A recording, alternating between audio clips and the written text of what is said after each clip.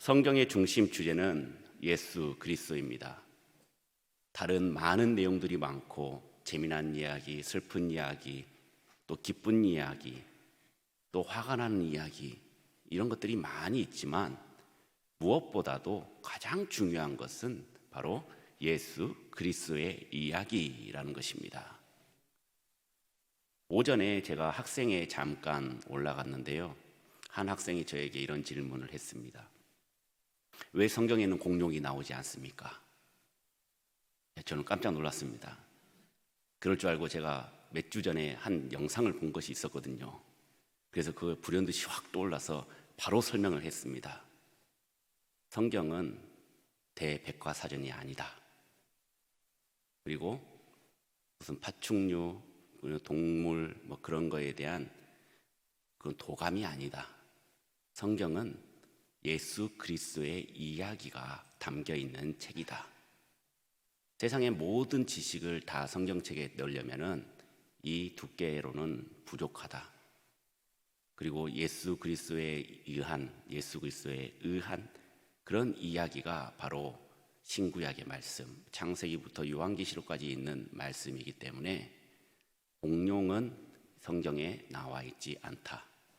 그리고 그때 당시에 공룡을 지금이야 우리가 공룡이라고 부르고 있지만 그때는 공룡이 아닌 다른 이름으로 불렀을지도 모르고 또 어떤 형태로든 다른 형태로든 그것이 무엇인지 우리는 알지 못한다. 왜냐? 문서상으로도 남아있는 것이 아니고 그때 당시에는 언어가 말로서, 구두로서 전달했기 때문에 문자로서는 전혀 남은 것이 없다. 하지만 증명할 수는 있다. 왜냐고요? 공룡은 화석으로 나타나 있기 때문에 공룡조차도 하나님께서 창조하신 피조물이라는 사실입니다. 이런 것들을 막 설명을 하니까 이해가 될 듯 말 듯 하면서 고개를 갸우뚱 하더라고요. 그래서 제가 한마디 더 붙이고 더 저에게 질문할까 봐 바로 떠나버렸습니다. 그래도 이것을 믿는 믿음이 진짜 믿음이다. 이것을 믿는 너가 되길 바란다 라고 하면서 제가 후딱 자리를 떠서 다른 또 반으로 갔습니다. 제가 말씀드렸던 것처럼 구약과 신약은 약 400년의 차이가 있습니다. 말라기 선지자로부터 세례 요한까지 그 공백기, 암흑기라고도 하죠. 그리고 주전 1500년쯤 모세에 의해서 오경이 쓰여짐으로부터 시작해서 주후 100년 사도 요한이 요한계시록까지 집필하는 그 기간이 무려 1600년이나 됩니다. 2930여 명의 인물들이 등장을 하고 1551곳이 지명이 또 이곳에 기록되어 있습니다. 구약 39권, 신약 27권. 이것을 잘 못 외우신 분들 위해서 저는 어렸을 때 이렇게 배웠습니다. 천국의 전화번호는 66국의 3927. 그러면은 성경은 66권이고 구약 39권, 신약 27권. 그래서 66국의 3927 이렇게 외웠던 기억이 납니다. 이 외에도 성경은 외경이라는 성경이 있고 위경이라는 성경이 있습니다. 그에 수많은 성경들이 존재하고 있습니다. 그런데 이 많은 말씀들이 단 하나의 주제로 되어 있다는 것이 참 놀랍고 놀랍다라는 것이죠. 한 사람이 써도 글을 쓰는 것을 보더라도 앞과 뒤가 약간씩 다르지만 1600년이라는 시간 가운데 수많은 사람들이 성경을 썼지만 그의 공통된 주제는 바로 단 하나. 구약에는 오실 예수 그리스도에 대해서, 신약에는 오신 예수 그리스도, 앞으로 재림하실 예수 그리스도에 대해서 기록했다라는 것입니다. 전혀 다른 장르, 전혀 다른 그 시대의 모습으로 과연 구약과 신약이 하나의 주제가 바로 예수님일까 하는 생각도 들 수 있겠습니다. 하지만 예수님께서는 오시기 전에 많은 선지자들로 하여금 예수 그리스도의 오심을 예언하고 또 기다리고 또 고대했다라는 것이죠. 한 사람은 이렇게 얘기를 합니다. 구약은 영화의 화면이라면 신약은 그 영화의 자막이다. 둘이지만 하나이고 하나만 가지고는 안 되는 그런 관계라는 것입니다. 서로 보완하면서 하나님의 구원의 사역, 구속의 사역, 예수님의 탄생, 고난, 부활, 재림, 이것을 말씀을 통해서 우리에게 알려주고 싶은 책이 바로 성경책이라는 것입니다. 이 성경 말씀 속에 있는 오늘의 주인공은 이삭입니다. 이삭하면 생각나는 것은 무엇입니까? 모리아 산에서 짐승 대신 번제물이 되었다라는 것, 이것이 가장 우리에게 강한 생각으로 남아 있습니다. 올 부활절을 맞이하여 예수님의 희생과 닮은 이삭을 우리가 한번 살펴보면서 우리도 이삭의 희생을 통한 하나님의 사랑을 깨닫는 믿음의 성도님들이 되시길 주의 이름으로 축원합니다. 먼저 창세기 22장은 이삭을 번제로 드리는 사건이 기록되어 있습니다. 하나밖에 없는 이삭을 제물로 바치는 아브라함의 믿음, 이것은 우리가 굉장히 많이 접목했고 또 접했고 들었습니다. 그러나 아브라함이 축복을 받을 수 있었던 인물이 되었던 것은 자신의 온몸을 던진 한 사람을 잊어서는 안 됩니다. 그것은 바로 아브라함의 아들 이삭이라는 것이죠. 약간 비중은 아브라함보다는 좀 떨어지지만 굉장히 중요한 역할을 하고 있는 자가 바로 이삭인 것입니다. 하나님께서 아브라함을 시험하라고 불렸을 때 그때가 아브라함의 나이가 약 120세에서 125세 정도로 추정을 하고 있습니다. 그렇다면 이삭의 나이는 몇 살일까요? 갑자기 산수를 얘기를 하니까 머리가 아프십니까? 아브라함이 100세 때 이삭을 얻었지 않습니까? 그러니까 최소 20살 정도는 되었다라고 보는 것이 정론입니다. 20살, 여러분들 손주들 20살, 20대 손주들 보시면 어떻습니까? 자기 주관이 뚜렷하지 않습니까? 용돈을 주면 할머니고 용돈 안 주면은 연락도 안 하는, 그리고 자기 주관이 뚜렷하고 MZ세대라 그래가지고 확고합니다. 자기가 싫은 것은 절대 죽어도 싫은 것이고 자기가 좋은 것은 어떻게든 좋게 하려고 발버둥을 치는 존재가 바로 20대라는 것이죠. 세상이 두렵지 않습니다. 자신만만합니다. 다 할 것 같이 생각을 합니다. 이에 비해서 아브라함은 늙었습니다. 125세. 저는 아직 125세를 본 적은 없습니다. 100세 조금 넘으신 분들은 배웠지만 125세. 아버지가 아니라 어떻게 보면은 할아버지와 손주뻘 이렇게 되는 것 같은데, 이 정도면 굉장히 세대 차이가 심하고 삶의 자체가 다른 환경 속에서 살았던 그런 부자와의 관계라는 것이죠. 그런데 이삭은 어떻습니까? 하나밖에 없는 독자지 않습니까? 아브라함의 사랑을 독차지했습니다. 물론 배다른 형제 이스마엘이 있긴 했지만, 그리고 이스마엘이 또 이삭을 못 살게 굴 때도 있었지만 엄마 찬스로 하갈을 이스마엘 자기들 곁을 떠나보내버리는 그런 막강한 힘을 발휘를 하지 않았습니까? 그렇기 때문에 하나밖에 없는 아들을 애주쟁지 키울 수밖에 없었던 것이죠. 해주고 싶은 것, 먹고 싶은 것, 사고 싶은 것 뭐든지 아낌없이 다 해주었던 아브라함이었던 것입니다. 이삭은 좋죠. 다 해주는데 뭐 남부러울 것 없이 그냥 잘 살았을 것입니다. 행복했을 것입니다. 사랑만 독차지했으니 조금은 버릇없고 건방질 수 있습니다. 하지만 성경 어디에도 그런 얘기는 나오지가 않습니다. 금쪽 같은 내 새끼라는 프로그램 아시죠? 그걸 보면 진짜 열불이 납니다. 막 속이 터집니다.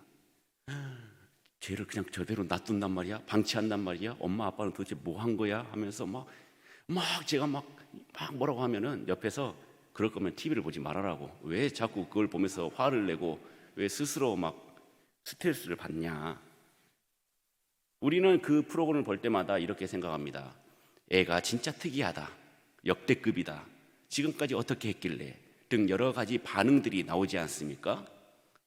그런데 막상 자녀의 안 좋은 습관, 그 버릇을 고치기 위해 우리 오은영 박사님께서 솔루션을 딱 시작하려고 보니 자녀의 잘못보다 자녀들을 알아주지 못하고 잘못된 방식으로 접근한 부모의 잘못이 더 크다라는 것을 솔루션을 통해서 드러나게 되었던 것이죠.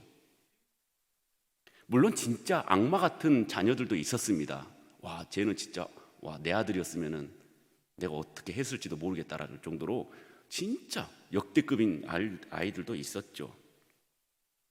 하지만 그것도 그렇게밖에 할 수 없었던 이유가 분명히 존재하더라는 것입니다. 이삭은 금쪽이가 아니었습니다. 늘 어머니와 아버지의 사랑을 받고 효도하고 착한 아이였던 것이죠.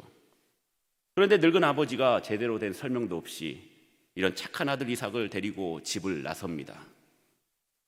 하나님 말씀에 반항 한번 못 해보고 따져보지도 않고 무조건적인 순종을 아브라함이 함으로 인해서 이삭까지 덩달아 아무 조건 없이 아무런 말도 없이 따라 나설 수밖에 없었던 것이죠. 만일 저라면 저는 이렇게 얘기했을 것입니다. 하나님, 사람이 살인하면 안 되잖아요. 하나님께 번제를 드리더라도 인신제사는 이방인들이나 하는 것이지 저는 안 합니다. 이것은 하나님의 법에 어긋납니다 라고 이렇게 제가 감히 하나님께 물어봤을 것입니다. 또한 왜 저를 이렇게 잔인하게 만드십니까? 라고 울부짖었을 것입니다. 이삭이 말을 안 듣고 만약에 비행 청소년이었다면 부모를 거역했으니 너 죽여야 된다. 그리고 하나님께서는 이삭을 바쳐라고 했을 때 아우 시은이 잘 돼버렸다. 그냥 아이고 그냥 내 눈에서 없어져 버려라 하면서 인신제사를 드렸을지도 모릅니다. 그리고 그 이삭의 죽음이 예쁘게 고귀한 희생으로 포장되어 있을지도 모릅니다. 그런데 둘도 없이 착한 이삭에게 번제로 바치라고 하니 이게 무슨 짓입니까? 저 같으면 따졌을 것입니다. 제가 이삭이라도 따졌을 것입니다. 아버지, 그거 너무한 거 아니오? 이제 늙은이가 로망이 들었는가? 하면서 막 자리를 박차고 나갔을지도 모릅니다. 그러나 아브라함도 그렇고 이삭도 그렇고 아무 말도 하지 않고 나귀의 안장을 지우고 두 종과 함께 번제에 쓸 나무를 가지고 하나님께서 일러주신 곳으로 터벅터벅 가는 것입니다. 3일 길을 가는 동안 얼마나 슬펐을까요? 많은 생각들이 들었을 것입니다. 아내가 알면 어떻게 했을까? 고민했을 것입니다. 걱정했을 것입니다. 그리고 이 종들이 만약에 내가 이삭을 죽인 것을 알게 되었다면 가만히 안 있을 텐데 어떻게 했을까? 머리가 복잡했을 것입니다. 약속의 장소로 갔을 때 아버지가 아들을 친히 잡아 묶고 칼을 빼어 죽이려고 할 때 이 청년 이삭은 늙은 아버지를 제압할 수 있었을 것입니다. 그러나 이삭은 아무 반항도 하지 않고 잠잠히 순종했습니다. 아버지의 행동을 모두 받아들였습니다. 순순히 그 칼을 받았습니다. 이 현장인 모리아 산에 비통함과 고요함이 가득 차 있었습니다. 모리아 산은 지금의 예루살렘 성전 아래에 있습니다. 솔로몬이 모리아 산 위에 성전을 세웠던 것이죠. 그런데 성지순례를 가보시면 아시겠지만 감난산으로 이렇게 올라가서 주변을 살펴보면 중요한 사실 하나를 발견할 수가 있습니다. 그것은 솔로몬이 성전을 세웠던 그 장소가 모리아 산의 정상이 아니라 정상을 조금 벗어난 지점에 성전을 건축했다는 것이죠. 그렇다면 아브라함이 이삭을 제물로 바치려고 했던 곳은 과연 어디일까요? 성전의 북쪽을 좀 바라보면 좀 이상하게 생긴 곳에 눈에 띄는 바위산이 있습니다. 과거 예루살렘 성전을 지을 때는 많은 돌들이 필요했죠. 벽돌도 필요했고요. 그래서 이곳 바위산에서 돌을 캐어다가 성전을 지었던 것입니다. 돌을 깎고 또 캐고 파내다 보니 그곳이 흉물스럽게 되어버리지 않았습니까? 채석강을 여러분들이 보시면 잘 아실 것입니다. 그곳이 마치 해골같이 보였다 하여 사람들이 언젠가 그곳을 골고다, 히브리어로 해골, 라틴어로 갈보리라고 불렸던 그 골고다의 언덕이 되어버린 것이죠. 바로 그것이 바로 모리아산의 정상입니다. 모리아산 정상의 그곳에 지금 이삭이 묶여서 죽기만을 기다리고 있습니다. 아버지는 아들로 번제물을 드리기 위해서 하나밖에 없는 아들을 죽이려고 하고 있습니다. 그 현장 이후에 몇백 년이 지난 이후 그곳은 어떻게 되었을까요? 하나님은 자기 백성을 구원하시기에 자기 아들을 죽인 장소가 되었습니다. 예수님을 못 박으라고 외쳤던 유대인 로마인들로 인해서 예수님은 그 골고다 해골의 곳이라는 곳에서 십자가에 못 박혀 죽으신 것이죠. 사랑하는 성도 여러분, 예수님은 우리를 위해 희생 제물이 되어서 돌아가셨다가 사흘 만에 다시 부활하셨습니다. 이삭도 죽음의 직전까지 갔지만 하나님의 은혜로 살아났습니다. 구원을 받았다라는 것이죠. 우리의 삶을 희생한다라는 것, 이것은 굉장히 어렵습니다. 하지만 주님을 따르기 위해서는 나를 부인하고 나의 십자가를 지고 주님을 따라야 하는 것입니다. 그 길은 고난의 길입니다. 그리고 그 길은 죽음의 길입니다. 험난한 길이죠. 하지만 그 길을 끝자락에는 승리가 있습니다. 생명의 면류관이 예비되어 있습니다. 영광이 있습니다. 그래서 마틴 루터는 십자가를 지는 것은 내가 과연 참 제자인지, 혹시 떡덩어리나 물고기를 얻어 먹으러 다니는 건지 그것을 분별하는 시금석이다 라고 말하고 있습니다. 우리 모두 이삭처럼 순종하고 예수님의 십자가의 길을 함께 따라 걷는 믿음의 성도님들이 되시길 주의 이름으로 축원합니다. 두 번째로는, 그렇다면 이 모리아산이 전하는 메시지는 무엇일까요? 그것은 예수 그리스도의 구속의 사역, 즉 그분의 십자가와 부활을 우리에게 보여주었다라는 것입니다. 주전 2100년경에 이삭이 희생 제물로 누워있던 그 모리아산 사건이 그대로 재현된 것, 이것이 바로 주후 30년에 있었던 골고다의 십자가 사건이기 때문입니다. 그래서 이삭과 예수님은 공통점이 참 많이 있습니다. 먼저 이삭이 아이를 낳을 수 없는 태가 끊긴 사라를 통해서 태어났듯이 예수님 또한 아이를 낳을 수 없는 동정녀 마리아를 통해서 탄생하신 것입니다. 또한 이삭이 아브라함의 하나밖에 없는 독자였듯이 예수님 또한 하나님의 하나밖에 없는 독생자였습니다. 이삭이 자신을 태울 나무를 지고 모리아산으로 올라갔듯이 우리 예수님 또한 자신이 지실 십자가를 친히 지시고 갈보리 언덕을 오르셨습니다. 이삭이 짐승처럼 번제물이 되어서 그 나무에 누워 있었듯이 예수님 또한 우리를 위해서, 우리의 죄를 속량하기 위해서 그 나무 십자가에 누우셨던 것입니다. 이것만 보더라도 모리아산의 이삭은 바로 골고다에서 피 흘려 돌아가신 부활하신 예수 그리스도를 가장 닮은 자인 것입니다. 사랑하는 성도 여러분, 이삭이니까 그게 가능하겠습니까? 우리도 가능한 일이라는 것입니다. 우리도 그러한 믿음이 있습니다. 그 믿음만 있다면 우리는 예수 그리스도의 십자가 가신 길을 함께 걸어갈 수가 있는 것입니다. 우리와 똑같은 심정과 성질을 가진 자가 바로 이삭입니다. 꿈도 있고 희망도 있습니다. 우리도 꿈도 있고 희망도 있지 않습니까? 하지만 조금 다른 점이라면, 아버지의 뜻이라면 내 몸을 희생하겠다는 그 원대한 그 뜻을 가지고 있었습니다. 이러한 뜻이 여러분에게도 존재하고 계십니까? 그리고 이삭은 그것을 행동으로 보여주었습니다. 여러분도 그것을 행동으로 보여줄 수 있으십니까?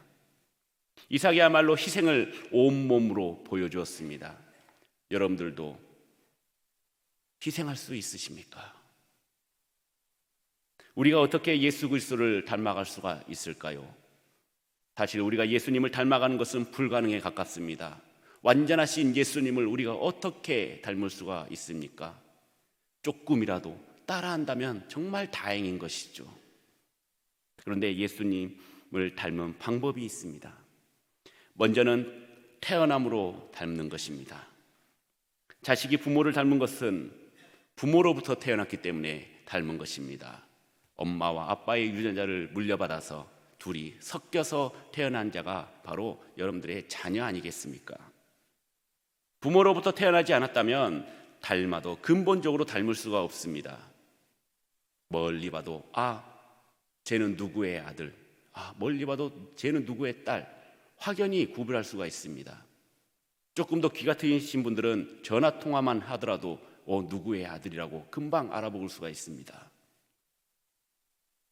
태어난다라는 것, 이건 너무나 신비한 일입니다. 어떻게 그렇게 또 꼭 빼닮게 닮았는지 너무나도 신기할 따름인 것이죠. 저는 발가락이 네 번째 발가락이 약간 이렇게 굽었습니다. 근데 우리 첫째가 딱 태어났을 때 발가락이 살짝 굽어 있는 거예요. 얼굴도 물론 똑같이 생겼지만요. 태어났을 때 딱 보니까 저는 저희 아버지가 태어난 줄 알았습니다. 저희 아버지하고 너무 같아가지고, 그래서 저희 어머니는 막 실망을 하셨는데 발가락을 보더니 너무 흡족해 하셨습니다. 저희 어머니께서도 네 번째 발가락이 약간 굽었거든요. 저도 굽었고요. 근데 첫째 아이도 발가락 네 번째 발가락이 굽어 있었던 것입니다. 약간 안쪽으로요. 그래서 굉장히 모두 다 만족할 만한 자녀가 태어나게 된 것입니다. 정말 신기하지 않습니까? 부정을 하려고 해도 할 수가 없는 그런 존재. 저기 안드레 목사님 딸, 안드레 목사님 아들. 마찬가지로 우리는 그리스도인으로 다시 태어나지 않으면 예수님을 닮을 수가 없는 것입니다. 우리 육의 탄생뿐 아니라 우리가 영적으로 다시 태어나는 것도 육으로 태어난 것과 비슷하다는 것이죠. 우리는 영적으로 어떻게 태어나야 되는지 알지 못합니다. 우리의 영혼이 어떻게 생겼는지도 잘 모르잖아요. 그리고 우리의 영이 얼마나 영육 살찌었는지 아니면 말랐는지 이것도 우리가 잘 모릅니다. 이것은 우리가 스스로 할 수 있는 것이 아닌 하나님께서만이 할 수 있는 일입니다. 우리가 육신으로 태어날 때 우리의 어머니가 해산의 고통을 겪었던 것처럼 우리가 영적으로 다시 태어날 때는 바로 예수 그리스도께서 십자가에서의 죄의 짐을 지고 해산의 고통을 겪으셨다라는 것이죠. 너는 내 아들이라 오늘날 내가 너를 낳았도다. 그분이 우리의 죽음의 자리에서 대신 죽으시고 우리를 대신해서 고통을 겪고 또 죽음을 경험하셨습니다. 그로 인해서 우리가 모르는 사이에 영적으로 다시 태어날 수 있게 된 것이죠. 그리고 부활신앙을 가지고 우리의 영혼이 죽으면 천국으로 올라갈 수 있는 천국의 시민권을 가진 자가 되었다는 것입니다. 그리고 우리는 하나님의 자녀가 되었죠. 이것을 믿고 인정하고 받아들인다면 우리는 하나님을 닮고 예수 그리스도를 닮은 첫 번째 과정을 거치게 되는 것입니다. 그리고 두 번째로는 우리가 그리스도를 닮는 방법은 그분과 함께 살아가는 방법입니다. 만약 우리의 육신의 부모님이 우리를 낳았지만 우리가 그분들과 함께 살지 않았다면, 그분들로부터 양육받지 못했다면 우리는 온전한 자녀의 특권을 누리지 못한 것이고 또한 그분들을 닮아가는데 상당한 제약을 받게 됩니다. 태어난 것은 내가 모르는 사이에 태어났습니다. 여러분들 태어날 때를 기억하십니까? 저는 기억 안 납니다. 근데 우리의 자녀가 태어난 것은 제가 직접 목격을 했기 때문에 알 수가 있죠. 근데 우리 자녀도 자신이 태어난 것을 영상으로 봤으니까 아는 것이지 자기 생각으로는 절대 그 기억을 할 수 있는 것은 불가능하다는 것입니다. 살아가면서 닮아가는 과정, 비록 닮진 않았지만, 그리고 나와 피가 섞진 않았지만 내가 사랑으로 보살피고 또 보듬어주고 또 양육하니 어떻게 됩니까? 또 닮게 되더라는 것입니다. 그 과정은 나의 노력과 수고가 필요한 것입니다. 그냥 아무렇게나 닮아가는 것이 아닙니다. 자동적으로 닮아가는 것이 아니죠. 그분께 집중함으로 인해서 우리가 예수님을 닮아가는 것입니다. 우리가 하나님과 함께 살아간다고 하면서 우리의 시선은 하나님을 향해 있지 않습니다. 언제나 다른 곳에 머물고 있습니다. 우리가 말씀을 들으면서도 자꾸 다른 데에 신경이 쓰이고 내가 집에 가스불을 끄고 왔는지 안 끄고 왔는지, 핸드폰에 진동을 했는지 벨소리를 했는지, 그런 거에 다른 곳에 신경이 쏠려버리면 이것은 우리가 하나님의 말씀을 집중하지 못할 뿐더러 하나님을 닮지도 못하고 예수 그리스도를 닮지도 못한 그런 행동일 뿐이라는 것이죠. 우리가 온전히 그리스도를 닮기 위해서는 우리는 성화의 과정을 거쳐야 하는 것입니다. 예수님을 믿었다고 해서 끝이 아니라는 것입니다. 그리스도인들은 점점 더 거룩해져야 합니다. 100%가 없습니다. 무한한 사랑, 무한한 성령의 역사, 그것을 경험하기 위해선 우리는 계속해서 성화되는 과정을 겪어야 하는 것이죠. 우리가 일단 예수 그리스도를 우리의 구주로 고백을 했다면 예수 그리스도를 닮아가는 과정을 필히 겪어야 되는 것입니다. 나는 다 구원받았어 하면서 나는 예수님은 닮지는 않을 거야 라는 것은 거짓된 고백이라는 것이죠. 그렇기 때문에 우리는 태어난 것만으로도 부족합니다. 예수 그리스도인으로서 태어나는 것도 당연하지만 더 나아가 그리스도인으로서 계속 자라나고 성장해야 하는 것이죠. 사랑하는 성도 여러분, 예수님께서는 우리에게 말씀하십니다. 누구든지 나를 따라오려거든 자기를 부인하고 자기 십자가를 지고 나를 따르라. 하나님은 절대 우리를 죽이지 않습니다. 일부러 죽이지 않습니다.